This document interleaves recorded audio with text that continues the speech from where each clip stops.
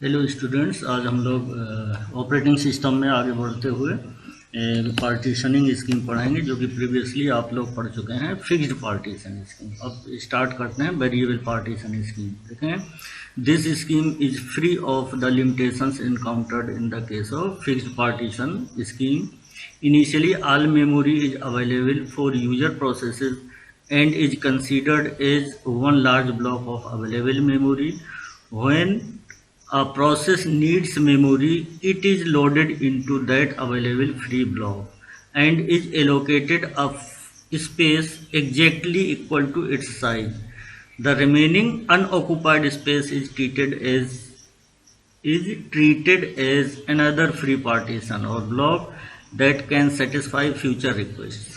मतलब ये है कि इस पर्टिकुलर स्कीम, जो फिक्स पार्टीशन स्कीम में क्या दिक्कत आ रही थी कि चूंकि वेरिएबल मेमोरी को डिवाइड कर देते थे फिक्स्ड साइज पार्टीशंस में। फिक्स्ड साइज पार्टीशंस में तो जितने भी पार्टीशंस हैं उन्हीं पार्टीशंस में प्रोसेस एलोकेट हो जाता था, उन्हीं पार्टीशंस में प्रोसेस एलोकेट हो जाता था या स्पेस ऑक्यूपाई कर लेता था। ठीक है, और उसके अलावा कोई प्रोसेस नहीं होता। तो मान लेते हैं कि प्रोसेस की साइज थोड़ा सा कम है, तो जो पार्टीशन ऑक्यूपाई किया है तो उस पार्टीशन में जो लेफ्ट ओवर स्पेस बचता था वो अनयूज रहता था, उसको यूज नहीं किया जा सकता था। ठीक है, तो इसमें क्या है कि इस पर्टिकुलर स्कीम में क्या है कि हम ये मान के चलते हैं कि जो अवेलेबल मेमोरी है, टोटल की टोटल मेमोरी जो है ना यूजर प्रोसेस के लिए ही अवेलेबल है, और उसको 1 बाय 1 स्पेस एलोकेट किया जा सकता है। ठीक है, 1 बाय 1 का मतलब ये है कि जैसे ही कोई भी जब पूरी की पूरी मेमोरी अवेलेबल है तो उस प्रोसेस में जो भी प्रोसेस मेमोरी को रिक्वेस्ट करेगा तो उस मेमोरी को वो मेमोरी स्पेस एलोकेट हो जाएगा उस प्रोसेस के लिए, लेकिन जितना स्पेस बचेगा वो फिर दूसरे प्रोसेस के लिए यूज किया जा सकता है। सिंपल। ठीक है, तो अब हम ये कह सकते हैं कि जो बचा स्पेस है वो किसी दूसरे प्रोसेस या दूसरे फ्यूचर जो रिक्वेस्ट दे रहा है प्रोसेस, उसके लिए वो स्पेस यूटिलाइज किया जा सकता है। ठीक है, अब देखें इस एग्जाम्पल में हमने इसको एग्जाम्पल लेकर समझाने की कोशिश की है। तो सबसे पहले हम देखें, क्योंकि आप लोग पढ़ चुके हैं शेड्यूलिंग एल्गोरिथम में सारा का सारा बताया जा चुका है। जॉब क्यू क्या है, रेडी क्यू क्या है। ठीक है, जॉब क्यू में क्या है, जॉब क्यू में वो सारे के सारे प्रोसेस हैं जो कि रेडी क्यू में आने के लिए वेट कर रहे हैं, मतलब मेमोरी में आने के लिए। तो देखें, हमने ये लिया है, एक मेमोरी का साइज लिया है, मान लेते हैं 2500K की साइज की मेमोरी है, और उस पर्टिकुलर मेन मेमोरी में क्या होता है, ऑपरेटिंग सिस्टम। तो कुछ पोर्शन ऑपरेटिंग सिस्टम के लिए रिजर्व है, जैसे 400K की कैपेसिटी है किसकी, ऑपरेटिंग सिस्टम की, तो 400K रिजर्व हो गया मेमोरी का। ठीक है, तो बाकी कितना बचा, 2000K। ये स्पेस जो है 2000K का जो स्पेस है ये फ्री है। ठीक है, ये किसके लिए फ्री है, यूजर प्रोसेसेस के लिए फ्री है। अब हम मान लेते हैं कि ये सारे के सारे प्रोसेस वेट कर रहे हैं, कहाँ पर, मेमोरी में आने के लिए, रेडी क्यू में आने के लिए वेट कर रहे हैं। तो इसका मतलब क्या है, देखें ये सारा आप लोग पढ़ चुके हैं। प्रोसेस P1 मान लेते हैं, इसकी कैपेसिटी कितनी है, 600K की, और इसको एग्जीक्यूट होने के लिए क्या है, मतलब वॉच टाइम इसका कितना है, 10 मिलीसेकेंड मान लेते हैं दिया। इसी तरह से प्रोसेस P2 का 1000K मेमोरी है, मतलब इतनी मेमोरी की ज़रूरत पड़ेगी, और उसका वॉच टाइम कितना है, 5 मिलीसेकेंड। इसी तरह से प्रोसेस P3, P4, P5, ये सारा का सारा दिया गया है आप लोगों को। क्या दिया गया है कि वेरियस प्रोसेसेस हैं, उनको कितनी कितनी मेमोरी की ज़रूरत है, और उनका वॉच टाइम कितना दिया गया। ठीक है, तो अब देखें variable partition, fixed partition scheme में तो ये था कि जितनी अवेलेबल मेमोरी है उसको फिक्स्ड पार्टीशन में डिवाइड कर दिया जाता था। मतलब तीन, जैसे कितना हो गया, 1000, 600, 300, टोटल 1900 हो गया। ठीक है, और 700 कितना हो जाएगा, 2600। इसका मतलब 3 पार्टीशन होंगे, फिक्स्ड पार्टीशन में 3 ही पार्टीशन होंगे। ठीक है, उसके अलावा आप नहीं कर सकते। ठीक है, नेक्स्ट खैर उसको 19,524 इसमें से ये एलोकेट नहीं हो पाता। ठीक है, फिक्स्ड पार्टीशन मतलब 3 पार्टीशन में डिवाइड करेंगे तो यही आ पाएंगे। ठीक है, अब हम वेरिएबल पार्टीशन में चलते हैं, तो चूंकि हम ये स्टार्ट किए हैं करते हैं एग्जाम्पल से ही स्टार्ट करते हैं, तो देखें ध्यान से, इसमें से देखें ये है, ठीक है, यहाँ पर ये है। सबसे पहले प्रोसेस देखो, सारे के सारे वेटिंग थे, P1 P2 P3 P4 P5 सारे के सारे वेटिंग में है, मतलब रेडी क्यू में आने के लिए वेट कर रहे हैं। तो सबसे पहले किस ऑर्डर में आए हैं, मान लेते हैं P1 P2 P3 P4 P5 इस ऑर्डर में आए हैं, सबका वॉच टाइम दिया गया है। तो सबसे पहले अवेलेबल मेमोरी एलोकेट हो जाएगी। तो अवेलेबल मेमोरी कितनी है, 200K की है। तो सबसे पहले P1 आया, उसको कितने साइज चाहिए थी, 600K। तो देखें 400 के बाद 600 कितना हो गया एड्रेस, नेक्स्ट एड्रेस हो गया 1000 के, ठीक है। तो ये 600 का स्पेस ऑक्यूपाई कर लिया किसने, प्रोसेस P1 ने। तो बचा कितना, ठीक है, तो 600 के बाद कितना बचा, मतलब 2100 ही है। अवेलेबल स्पेस कितना है, 2100 के। तो इसमें से 600 हो गया, तो कितना बचा, 1500 के, ठीक है। तो 1500 के बचा। तो नेक्स्ट कितना चाहिए, P2 को कितना चाहिए, 1000 के। तो 1500 में से 1000 अवेलेबल है, इसका मतलब तो 1000 उसको एलोकेट हो जाएगा प्रोसेस P2 के लिए। अब कितना बचा, सिर्फ 500।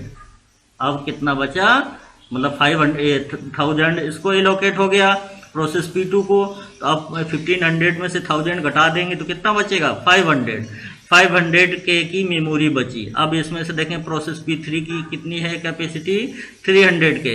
तो जाहिर है कि 300 लेस देन है 500, इसलिए इसको भी मेमोरी स्पेस एलोकेट हो जाएगा। किसको, प्रोसेस P3 के लिए। क्यों, क्योंकि इस ऑर्डर में आए हैं, P1 P2 P3 इस ऑर्डर में रिक्वेस्ट डाला है। तो सबसे पहले P1 को मिल गया मेमोरी स्पेस, P2 को मिल गया, फिर P3 को मिल गया।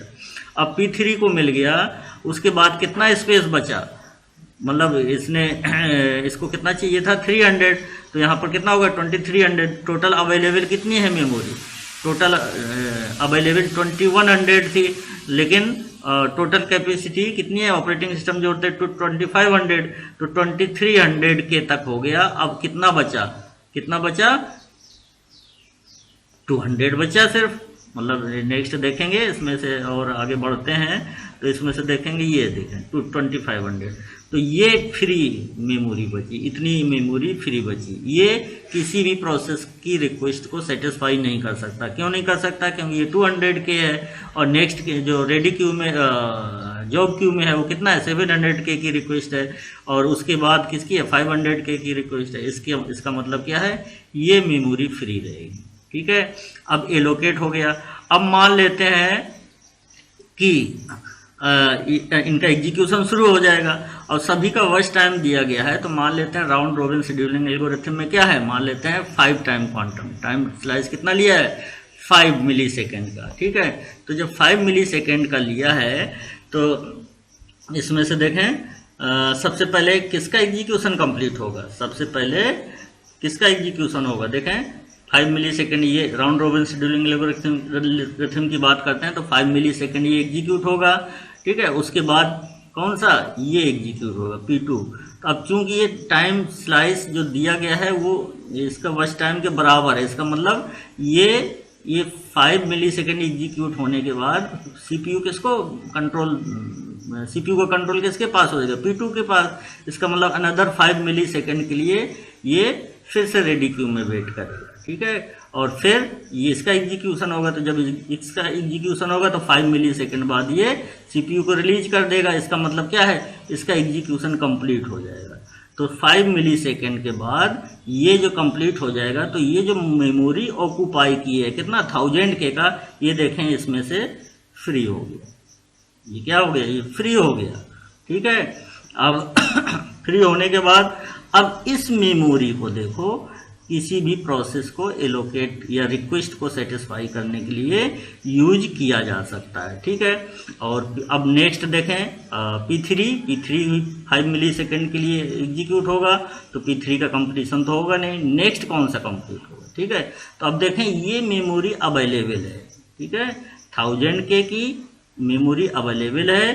तो चूंकि P2 का एग्जीक्यूशन कंप्लीट हो गया, इसने मेमोरी फ्री कर दी, तो नेक्स्ट जो है जॉब क्यू में कौन सा था, नेक्स्ट प्रोसेस था P4। P4 को सिर्फ 700 चाहिए, तो नेक्स्ट टाइम जो है यही मेमोरी यहाँ पर किसकी रिक्वेस्ट को सेटिस्फाई करेगा, P4 की। तो देखो यहाँ पर P4 आ गया, ठीक है, इसी पर्टिकुलर जो फ्री थी यहाँ पर P4 आ गया, P4 आ गया, P4 को 700 चाहिए था, तो ये जो 1000 थी इसमें से कितना मेमोरी बचा, 300। यहाँ पर ये देखें ये 300 फ्री बचा, ठीक है। तो अब P1, P4, P3 तीन प्रोसेस हो गए मेमोरी में, ठीक है। देखें नेक्स्ट कौन सा किसका एग्जीक्यूशन कंप्लीट होगा, P1, P2, P4 बचा। तो P1 देखें, P1 सबसे पहले शुरू हुआ था, उसका 10 ही मिली सेकेंड था वर्स्ट टाइम, तो नेक्स्ट टाइम कौन सा फ्री होगा, P2 का ये था, ठीक है। ये जस्ट P4 अभी आया है, तो सबसे अब नेक्स्ट टाइम सबसे पहले कौन सा किसका एग्जीक्यूशन कंप्लीट होगा, प्रोसेस P1 का। अनदर 5 मिली सेकेंड के लिए जब CPU उसको मिल जाएगा तो उसका एग्जीक्यूशन कंप्लीट हो जाएगा। तो P1 कंप्लीट हो जाएगा, जब इसका एग्जीक्यूशन कंप्लीट हो जाएगा तो ये मेमोरी फ्री कर देगा P1, ठीक है। तो नेक्स्ट टाइम कौन सा फ्री होगा मेमोरी, ये P1 की 600K की मेमोरी फ्री हो गई, देखें फ्री हो गई। अब कौन कौन से बचे, जब फ्री हो गई तो कौन कौन से बचा, P4 और मतलब P3 और P4।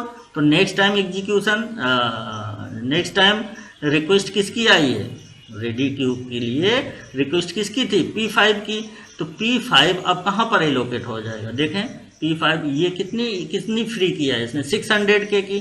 तो जाहिर है 600K की मेमोरी अवेलेबल है, फ्री होल अवेलेबल है, कितना 600K का, और रिक्वेस्ट है 500 की। तो जाहिर है यहाँ पर 500 का प्रोसेस P5 आ जाएगा, ये देखो यार, ठीक है। तो 500 400 से 500 कितना 900, सिर्फ और सिर्फ 100K की साइज का एक ब्लॉक ये क्रिएट हो गया, यहाँ निकल कर आया, ठीक है। तो ये देखें राउंड रॉबिन शेड्यूलिंग एल्गोरिथम आपने यूज किया है, तो उसके में क्या है, यूज करने के बाद देखें किसका किसका एग्जीक्यूशन कंप्लीट हुआ किसका, P1 का कंप्लीट हुआ, P2 का कंप्लीट हुआ, अभी भी मेमोरी में ये है। मान लेते हैं नेक्स्ट रिक्वेस्ट आएगी, तो नेक्स्ट रिक्वेस्ट आती है कौन, अभी कितना है, P5, P4, P3, next request आती है P6 की, ठीक है। तो जिसकी कैपेसिटी कितनी है 400, मान लेते हैं P6 की नेक्स्ट रिक्वेस्ट किसकी है, P6 की, ठीक है। तो उसकी कैपेसिटी कितनी है, मान लेते हैं उसकी मेमोरी चाहिए 400K। तो देखें ये ब्लॉक फ्री है, 100K का ब्लॉक फ्री है, ये 300K का ब्लॉक फ्री है, ये 200K का ब्लॉक फ्री है, ठीक है। 200 का पहले ही से फ्री चल रहा है, देखें, ठीक है।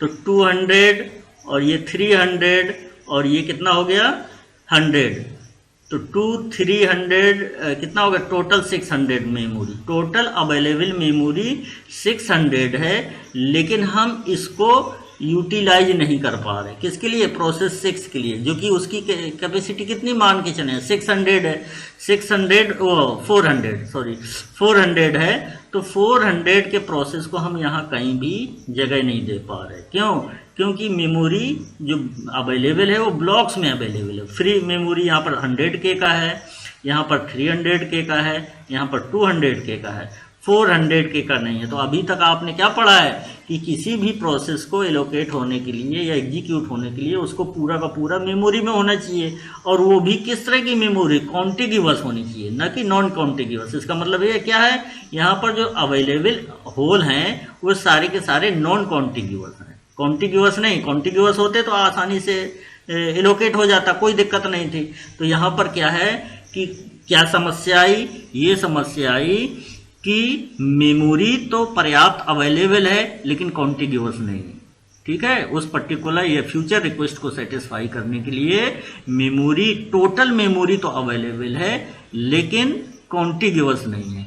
तो ये प्रॉब्लम, इस तरह की प्रॉब्लम को क्या बोल देंगे, एक्सटर्नल फ्रेगमेंटेशन, ठीक है।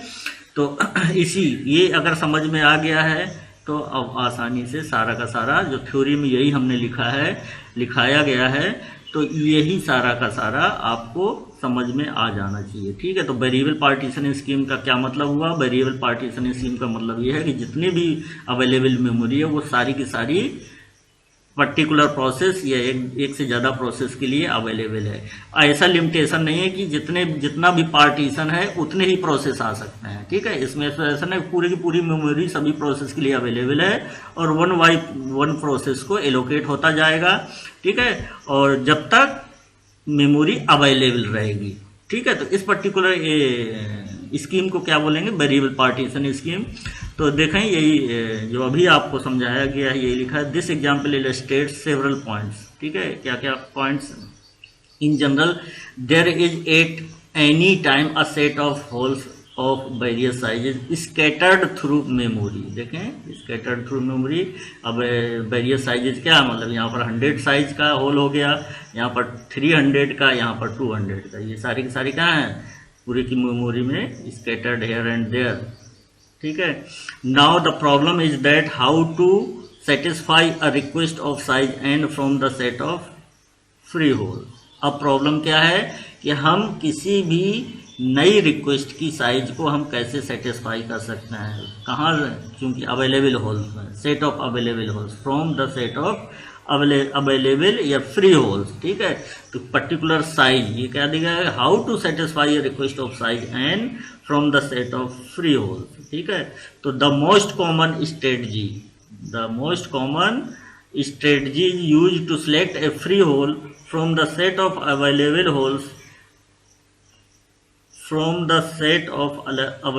Holes are following, are is following. यहाँ पर थोड़ा सा चेंज कर देते हैं, आर इज फॉलोइंग, ठीक है। मतलब जो स्ट्रेटजीज है कि इन होल्स को कैसे, मतलब कि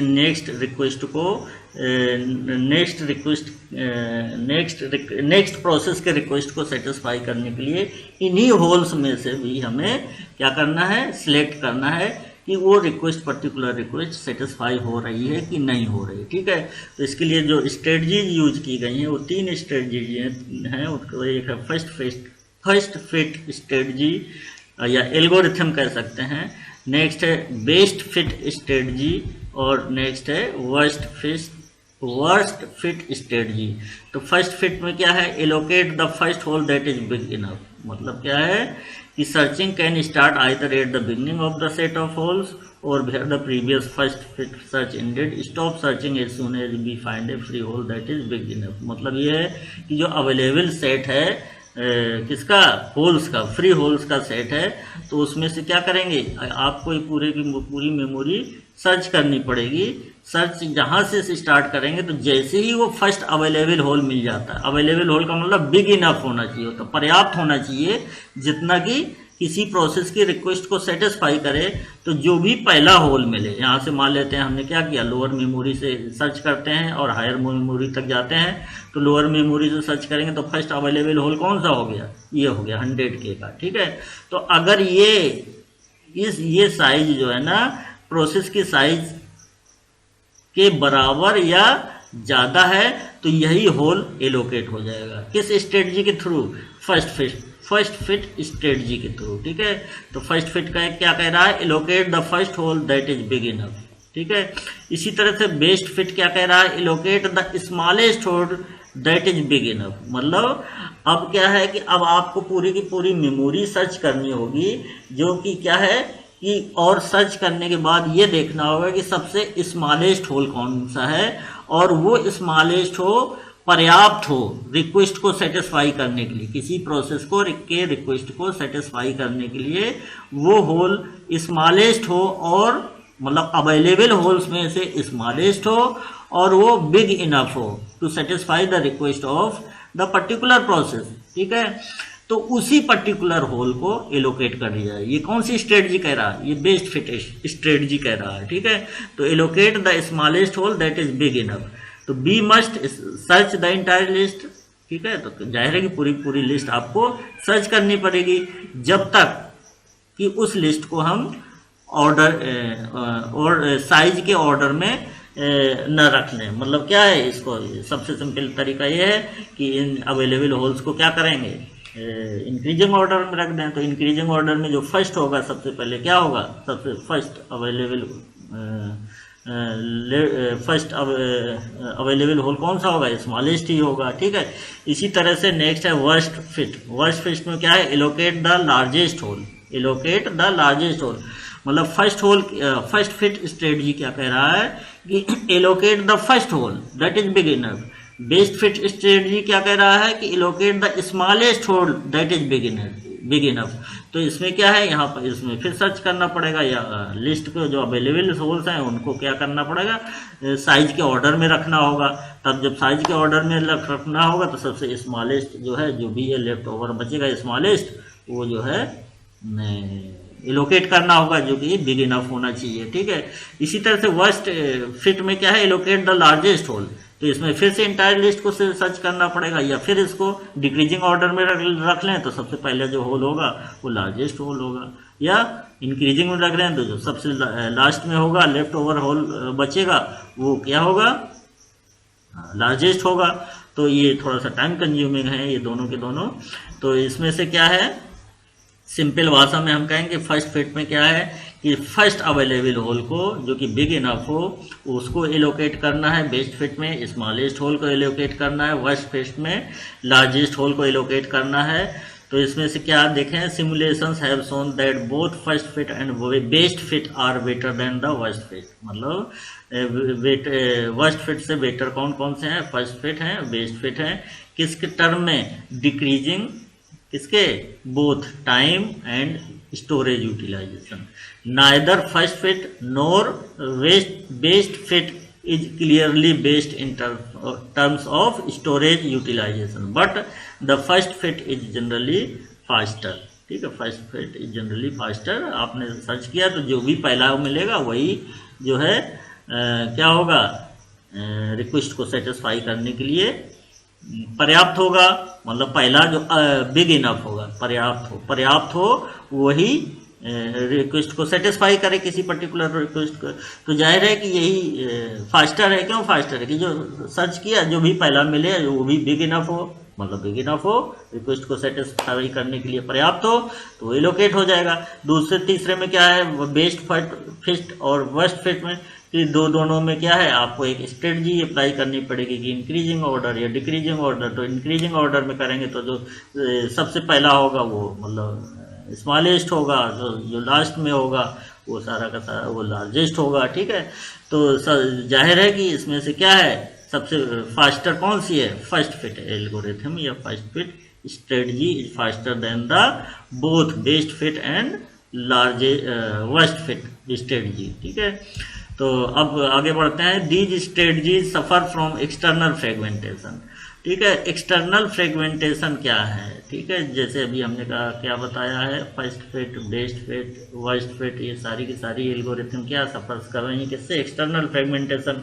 मतलब बिग इनफ है, और बिग इनफ है का मतलब ये है कि वो जो बिग होल मान लेते हैं, एलोकेट किया है किसी भी प्रोसेस को के रिक्वेस्ट को सेटिस्फाई करने के लिए, तो वो होल फिर से फ्रेगमेंट हो जा रहा है, मतलब उसका फिर से पार्टीशन क्रिएट हो जा रहा है। क्यों, क्योंकि उसकी साइज जो है जो रिक्वेस्ट की प्रोसेस के रिक्वेस्ट की साइज से ज़्यादा है, तो जो उससे भी जो होल निकल कर आएगा वो भी अनयूज्ड होगा। इसका मतलब वो नेक्स्ट रिक्वेस्ट के लिए सेटिस्फाई करने के लिए वो फिर फ्री होल में अवेलेबल हो जाएगा, सेट ऑफ फ्री होल में अवेलेबल हो जाएगा, ठीक है। तो इसका मतलब क्या है कि ये कोई भी स्ट्रेटजी आप यूज कर लें तब भी आप किससे क्या प्रॉब्लम आएगी, एक्सटर्नल फ्रेगमेंटेशन की प्रॉब्लम आएगी। तो इसीलिए लिखा हुआ है these strategies suffer from external fragmentation. External fragmentation exist. External fragmentation क्या है, जैसे इंटरनल फ्रेगमेंटेशन आप पढ़ चुके हैं, उसी तरह से इंटरनल फ्रेगमेंटेशन कौन सी स्कीम सफ़र कर रही थी, इंटरनल वो क्या बोलते हैं, fixed partition scheme suffers from internal fragmentation. और ये कौन से स्कीम पढ़ रहे हैं, वेरिएबल पार्टीशन स्कीम। तो variable partition scheme suffers from external fragmentation. इस पार्टीशन स्कीम में अवेलेबल होल्स जो हैं, सेट ऑफ अवेलेबल होल्स हैं, उनमें से जो आपने एलोकेट करने के लिए किसी प्रोसेस के लिए रिक्वेस्ट को सेटिस्फाई करने के लिए अवेलेबल होल्स में से आपको सिलेक्ट करना है, तो उसमें से कौन सा सिलेक्ट करना है, उसके लिए कौन सी स्ट्रेटजी यूज की है? 3 स्ट्रेटजीज यूज की हैं, बेस्ट फर्स्ट, वर्स्ट फिट और फर्स्ट फिट। ये तीनों स्ट्रेटजीज जो हैं, इनके स्ट्रेटजीज यूज करने के बाद भी क्या है, एक्सटर्नल फ्रेगमेंटेशन में एग्जिस्ट, ठीक है। या दूसरी भाषा में हम कह सकते हैं कि ये तीनों की तीनों स्ट्रेटजीज हैं सफर्स फ्रॉम एक्सटर्नल फ्रेगमेंटेशन, में सफर्स फ्रॉम एक्सटर्नल फ्रेगमेंटेशन, ठीक है। तो एक्सटर्नल फ्रेगमेंटेशन एग्जिस्ट क्या है, इसको फिर से देख लेते हैं। External fragmentation exist when enough total memory space exist to satisfy a request but it is not contiguous. अभी हमने एग्जाम्पल में बताया था कि सारे के सारे होल्स अवेलेबल तो हैं, लेकिन किसी भी रिक्वेस्ट को सेटिस्फाई करने के लिए अवेलेबल तो हैं, लेकिन कॉन्टिग्यूअस नहीं है, ठीक है। टोटल मेमोरी तो अवेलेबल है लेकिन कॉन्टिग्यूअस नहीं है, तो इस तरह की प्रॉब्लम को क्या बोलेंगे, एक्सटर्नल फ्रेगमेंटेशन, ठीक है। अभी जस्ट एग्जाम्पल लिया था, ठीक है, ये एग्जाम्पल लिया था आपके लिए। ये देखें यहाँ पर क्या है कि मेमोरी मान लेते हैं 400K की रिक्वेस्ट आई है किसी प्रोसेस P6 के लिए, तो यहाँ पर क्या है, यहाँ पर 100K की अवेलेबल है, यहाँ पर 300K की अवेलेबल है, यहाँ पर 200K की, टोटल कितनी है, 600K की मेमोरी अवेलेबल है, ठीक है। लेकिन 400K की रिक्वेस्ट को सेटिस्फाई नहीं कर पा रहा। क्यों नहीं कर पा रहा? क्योंकि ये कॉन्टिग्यूअस नहीं है, ये सारे के सारे नॉन कॉन्टिग्यूअस है, ठीक है। तो this problem is termed as external fragmentation. Clear हो गया? अब आगे बढ़ते हैं।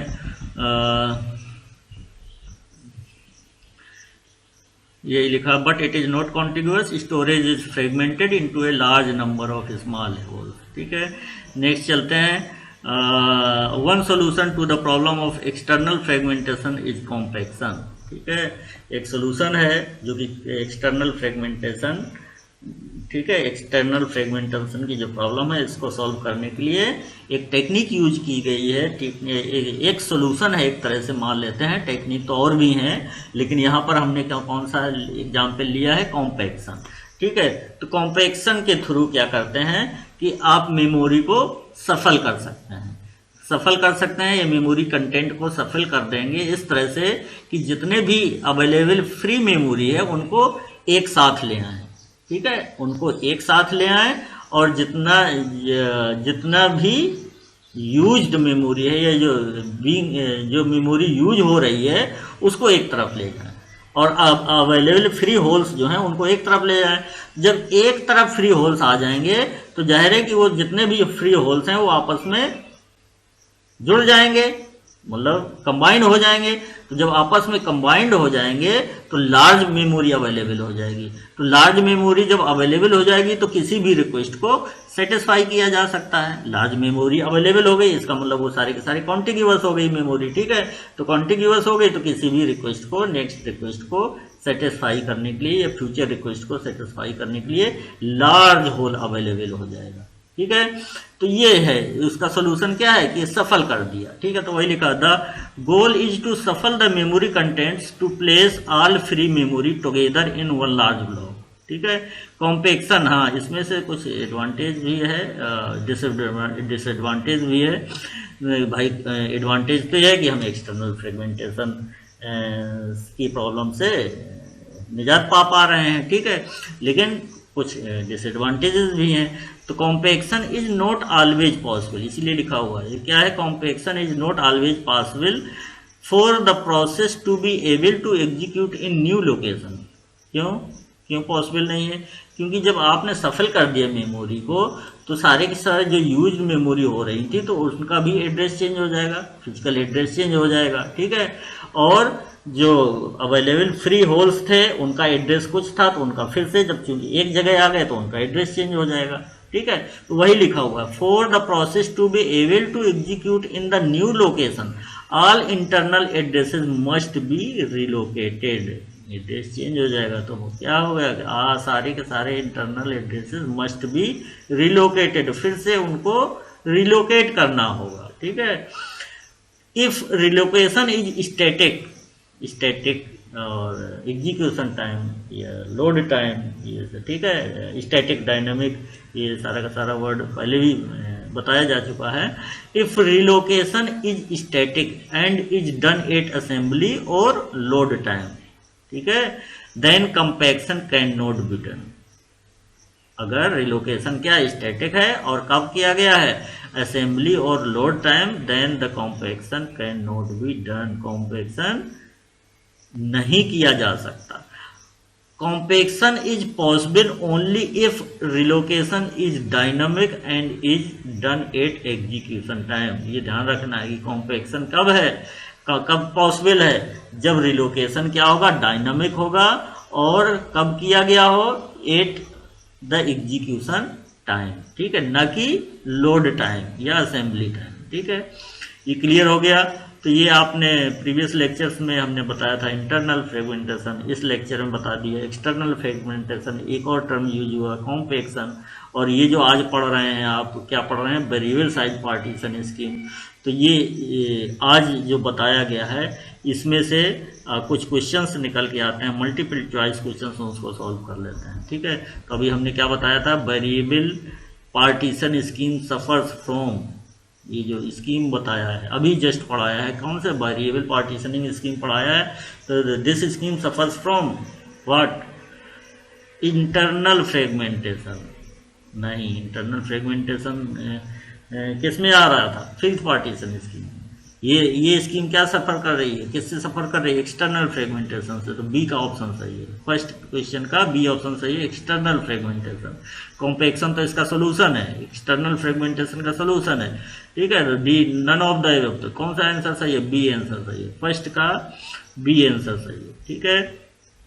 अब नेक्स्ट चलते हैं, external fragmentation exist, external fragmentation exist when, अब बताना है आपको, enough total memory exist to satisfy a request but it is not contiguous. मतलब टोटल मेमोरी तो अवेलेबल है लेकिन कॉन्टिग्यूअस नहीं है, यही आपको बताया, तो यही आंसर सही है, फर्स्ट का आंसर ही सही है, ठीक है। The total memory is insufficient to satisfy, ये भी नहीं है, एक्सटर्नल फ्रेगमेंटेशन का केस ये तो नहीं है। A request can not be satisfied even when the total memory is free, नहीं, ये भी नहीं है, ऐसा नहीं हो सकता। तो ये कौन सा, फर्स्ट का सेकेंड क्वेश्चन का ए वाला पोज, ए वाला ऑप्शन सही है। Enough total memory exist to satisfy request but it is not contiguous. Next चलते हैं थर्ड क्वेश्चन में, the first fit, best fit and worst fit are strategies to select a process from a Q.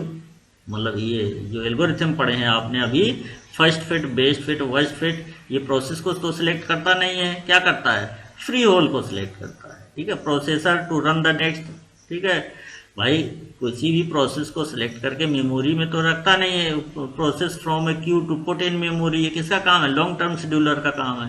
Processor to run the next process, ऐसा भी नहीं है, processor को select करने का काम किसका है, सीपीयू शेड्यूलर का है। तो ये इसका काम क्या है, इन स्टडीज का काम क्या है, free hole for a set of available hole, from a set of available hole. तो सी का ऑप्शन, मतलब सी ऑप्शन सही है थर्ड क्वेश्चन का, कि दीज स्ट्रेटजीज, ठीक है, are used to select a free hole from a set of available holes. तो थर्ड क्वेश्चन का कौन सा ऑप्शन सही है, सी ऑप्शन सही है। नेक्स्ट चलते हैं फोर्थ में, फिल इन द ब्लैंक, फिर is generally faster than fill in the blank and फिर फिल इन द ब्लैंक। तो हमने क्या बताया था अभी जस्ट, कि फर्स्ट फिट इज फास्टर है, अभी जस्ट लास्ट में यही पॉइंट लिखवाया था, लास्ट लाइन में, लास्ट स्टेटमेंट में यही था, जब फर्स्ट फिट, बेस्ट फिट और वर्स्ट फिट पढ़ाया गया, उसके बाद यही लिखा था कि जनरली क्या है, first fit algorithm is faster than the both algorithm, ठीक है। इसमें से कौन सा लिखा हुआ देखिए, first fit is generally faster then best fit worst fit, ठीक है। तो ए का ऑप्शन ही सही है, फोर्थ का ए ऑप्शन सही है, ठीक है। नेक्स्ट चलते हैं फिफ्थ क्वेश्चन में another solution to the problem of external fragmentation is to, इसको आगे हम बताएंगे। इसका सोल्यूशन, एक सोल्यूशन हमने क्या बताया है, कॉम्पैक्शन। एक्सटर्नल सोल्यूशन का, एक्सटर्नल फ्रेगमेंटेशन का सोल्यूशन क्या बताया है, एक सोल्यूशन बताया है कॉम्पैक्शन। और नेक्स्ट सोल्यूशन ये भी है कि अगर हम नॉन कॉन्टिग्यूअस मेमोरी को हम किसी भी प्रोसेस के की रिक्वेस्ट को सेटिस्फाई करने के लिए नॉन कॉन्टिग्यूअस मेमोरी एलोकेट कर सकें, तो जो भी जिस पर्टिकुलर टेक्निक के थ्रू अगर ऐसा कर सकें तो वो पर्टिकुलर टेक्निक उसका सोल्यूशन हो जाएगा, किसका, एक्सटर्नल फ्रेगमेंटेशन का। तो ये लिखा हुआ है, देखें यहाँ पर क्या करना है, is to permit the logical address space of a process to be non contiguous. ठीक है, यही सही है, ए का ही सही है। B permit smaller process to be located, ये भी नहीं है। लार्जर प्रोसेस टू, नो, ये भी नहीं है। फिफ्थ का ए का आंसर सही है, फिफ्थ का ए ऑप्शन सही है। ठीक है, और वो स्ट्रेटजी क्या बोलते हैं जिसके थ्रू हम नॉन कॉन्टिग्यूअस मेमोरी को एलोकेट कर सकते हैं, उस स्ट्रेटजी को बोलते हैं पेजिंग। तो नेक्स्ट आगे पढ़ेंगे, फिलहाल यहाँ पर इसका आंसर ये है, कौन सा है, फिफ्थ का ए ऑप्शन सही है। Next, external fragmentation occurs when memory, कब एक्सटर्नल फ्रेगमेंटेशन की स्थिति आती है, कब आती है, जब when more memory is allocated than requested by process. ये कौन सा केस है, ये इंटरनल फ्रेगमेंटेशन का केस, तो ये नहीं है। नेक्स्ट का less memory is allocated that requested bye, ऐसा भी ये भी नहीं है। ठीक है, तो ये नेक्स्ट क्या, memory area remain unused because it is too small to be allocated. ठीक है, जो रिमेनिंग एरिया है मेमोरी एरिया का, जो अनयूज्ड पोर्शन है, ठीक है, वो एलोकेट नहीं किया जा सकता क्योंकि वो इतना स्मॉल है। ठीक है, it is too small to be allocated. ठीक है, इतना स्मॉल है कि उसको एलोकेट नहीं किया जा सकता। तो कौन सा है, सी ऑप्शन सही है, सिक्स्थ का सी ऑप्शन सही है। ठीक है, मेमोरी अनयूज, ये डी में क्या लिखा है, memory area remain unused because it is too large to be low, नहीं ऐसा नहीं है, ये सी का ही आंसर सही है। ठीक है, सिक्स्थ का सी ऑप्शन सही है। क्लियर, आगे बढ़ते हैं। Seventh, memory allocation and deallocation is managed by MMU, CPU, GPR. CPU का फुल फॉर्म आप लोग जानते हैं, GPR general purpose register, none of the, ये है मेमोरी मैनेजमेंट यूनिट। तो इसमें से कौन सा है, memory allocation and deallocation is managed bye, first answer सही है, ए मेमोरी मैनेजमेंट यूनिट। ठीक है, नेक्स्ट चलते हैं, what is compaction. What is compaction, जाहिर है कि अभी क्या बताया था, कॉम्पैक्शन क्या है, सॉल्यूशन है किसका, एक्सटर्नल फ्रेगमेंटेशन का। तो देखें कहाँ पर लिखा है, कहीं लिखा है एक्सटर्नल फ्रेगमेंटेशन, देखें, a technique for overcoming external fragmentation, यही सही है। ठीक है, a technique for overcoming external fragmentation. तो एट्थ का कौन सा सही है, सी वाला आंसर सही है, सी वाला ऑप्शन सही है। ठीक है, नाइन्थ क्वेश्चन क्या कह रहा है, a solution to the problem of external fragmentation. तो वन सोल्यूशन हमने क्या बताया था, कॉम्पैक्शन, अनदर अभी बताया था पेजिंग। तो इसमें से अभी तो चूंकि पेजिंग डिटेल में बताया नहीं गया है, ठीक है, तो इसमें पेजिंग कहीं लिखा नहीं है, तो कौन सा है, यही ऑप्शन सही है, कॉम्पैक्शन सही है, मतलब नाइन्थ का ए ऑप्शन सही है। A solution to the problem of external fragmentation is compaction. Next क्या है, external fragmentation will not occur, इसको दूसरी तरह से पूछा गया है, will not occur when first fit is used, best fit is used, worst fit is used, no matter which algorithm is used, it will always occur। ठीक है, ऐसा तो है नहीं कि हमने क्या बताया था कि these strategies suffers from, these strategies क्या है, first fit, best fit और worst fit।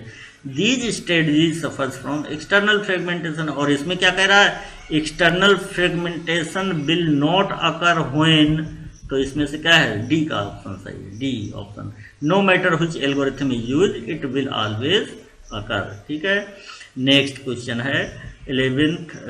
नेक्स्ट क्वेश्चन का आंसर क्या है, मेमोरी फ्रेगमेंटेशन रिजल्ट्स इन, इसका क्या है, पेज फॉल्ट, बेटर यूटिलाइज।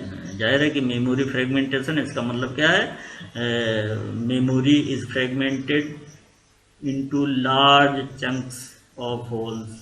ठीक है, और उन होल्स को हम यूज नहीं कर पा रहे हैं, तो बेटर यूटिलाइजेशन हो नहीं सकता, स्टैक ओवरफ्लो है नहीं, पेज फॉल्ट है नहीं, कौन सा, पुअर यूटिलाइजेशन, क्योंकि उन होल्स को हम यूज नहीं कर पा रहे हैं किसी भी रिक्वेस्ट को सेटिस्फाई करने के लिए। तो ये कौन सा है, 11th का ए आंसर से, ए ऑप्शन सही है, पुअर यूटिलाइजेशन ऑफ मेमोरी। ठीक है, तो ये क्लियर हो गया। नेक्स्ट टर्म से हम आगे बढ़ेंगे, तब तक के लिए धन्यवाद।